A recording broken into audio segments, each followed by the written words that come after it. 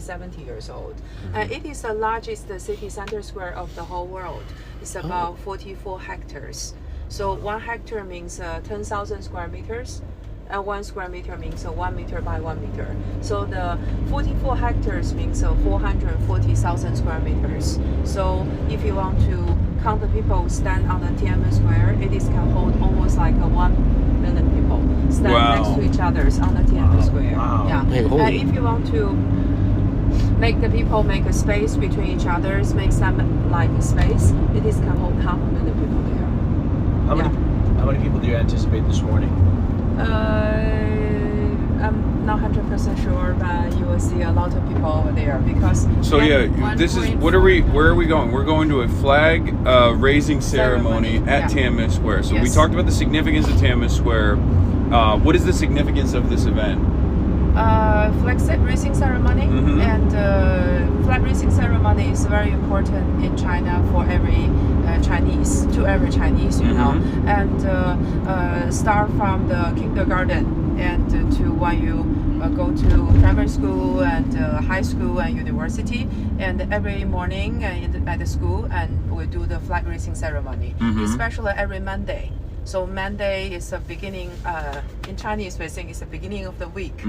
And so every school, they all have a flag raising ceremony.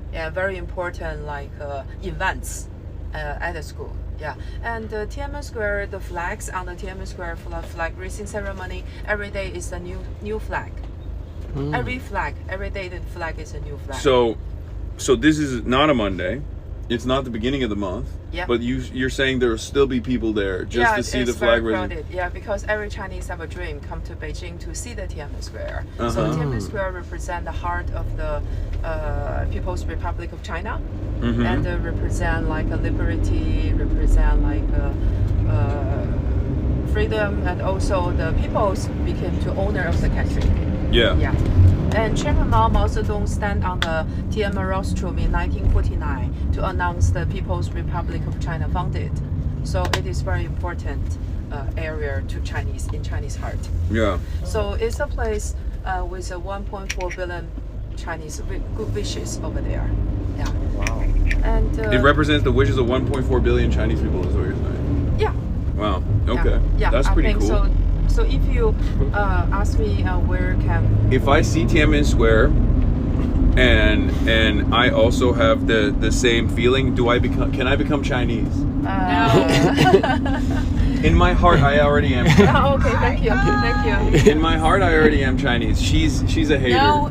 Don't listen to her. She's like, oh, the Kwan family, all this stuff. This man gives me crap about saying I'm Lebanese, which I actually am. Yeah, but I am also actually Chinese in my heart. Okay. Yeah. My people came from this area as well. Remember, I'm Turkish. Yeah, you have a Chinese jacket. Yeah, I have the Chinese jacket. Oh, you just got co-signed so hard. And also, you know, I've read the quotations. I also abide by Mao Zedong thought. So I am Chinese in my heart. Oh, so you read the red books, right? The Chairman Mao's book. Oh, Yeah. Okay. Yeah. I actually want to get She's like, you know, Bo. if it's even possible, I want to get like if we can find it here, one of the early English versions For the Mao's book. Yeah, for the I think quotations. you can find from the market today. Yeah, because like it's very. I want the small one. Wait, I want the small actually one. You can find the market today. Yeah. They've had millions of copies, right? Yeah, sure. And then they also, from what I understand, there's the different versions of it as well, and the one that was given out to the PLA is the one I want, if possible. I don't know if we can even find it. Maybe we can try. It's like an artifact, basically. Yeah, the market. Yeah. And this is very typical button for the Chinese, like dresses. You know? Yeah. And very traditional. Well, yeah, that's why I got it. So this is the Adidas collab that they did with China. With the Adidas.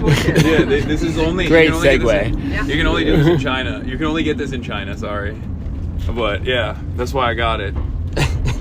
Yeah. So, please just take a passport with you, and we can leave other belongings. Is my in wallet? The van. Oh, leave my wallet too. Wallet I think is fine. Okay. Just no bags. Okay. Yeah, no bags. bags. We can move a little bit faster. Okay. Yeah. Sure. And so beside of the Tiananmen Square, two sides they have two big architectures, and the one side is called the Great Hall of the People on the right hand side. So Great Hall of the People is the Congress building, Parliament building. So while we were there, and you will see, if you have a 100 yuan Chinese bill, you will see the Great Hall of the People on the Chinese currency. Yeah, let me see if I have. Yeah, everything is on AliChat and WePay or WeChat out here, so nobody got bills out here. It's crazy.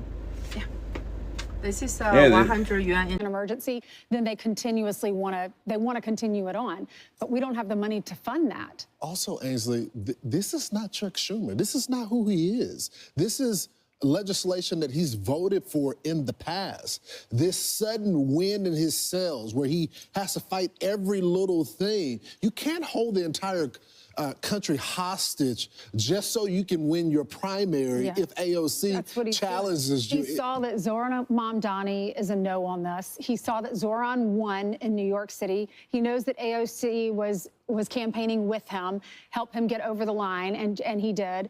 So New York likes both of them. They like these socialists, these progressives. So Chuck Schumer, I think, he looked at what he did last March. He got a lot of flack for that from his constituents because they're so progressive. And I think now he's saying, I really want to win my primary. I'm probably going to be up against AOC. So I saw Abigail Spanberger push back against this. I just want this open. She's a congresswoman until she becomes mayor. Mikey Sherrill was unable to make that adjustment, not surprising. But she said, no, we need to reopen the government. And what Angus King was saying, we'll hear from him later. I was watching him last night. He just said, look, they're not going to budge. We shut the government, basically saying we shut the government down, and there's no flights, there's no SNAP programs. What are we going to do? So John Thune, they're taking him at his word. He's going to have a vote for December. I think he's going to have a vote to extend these subsidies of $40 billion and more by December. But this shows a divide within the party. It's not our opinion. We just read it to you. They made it public. Bill Maher weighed in on it, and he's concerned. Mamdani, sorry. He's a socialist, a democratic socialist, makes no bones about that. Abigail Spanberger, she's one of the ones who won yesterday, big, in Virginia, okay? She said after the last election, we need to not ever use the word socialist or socialism ever again. So this is a pretty big split in the party. Explain this economy. How some people are eating $36 cheeseburgers. They don't do what you do, Not me. Not you. We know that. You're pure. And other people are voting for socialism. And I understand why they're voting for socialism, because they can't even make ends meet, and they're worried about eating at all. How do we get the economy back to something that looks like what I remember as normal as a kid? In my view, though, Brian, the war is pretty much over when it comes to the Democrats. They're capitulating to the socialist wing. They're not fighting back. Many of these senators that voted for this, which we thank them for doing this for the country, with the exception of Fetterman and other few, either they're not up for re-election or they're retiring. So the only ones that had the will were the ones that were not in Trump states, which they understand that's a problem. They're not up for re-election or they're retiring. So you have the party at large capitulating to the left wing of their base. Right. And it's not going to end well for the Democrats. I know many of them feel like they have the wind in their sails because of the last election in states that are already pretty much blue, Virginia, as well as New Jersey and some of these city council races. But when you come to the midterms where everybody is up, you can't run on this type of stuff. I hope not, because can you imagine if mainstream Democratic thought process was Zoran Mamdani and AOC?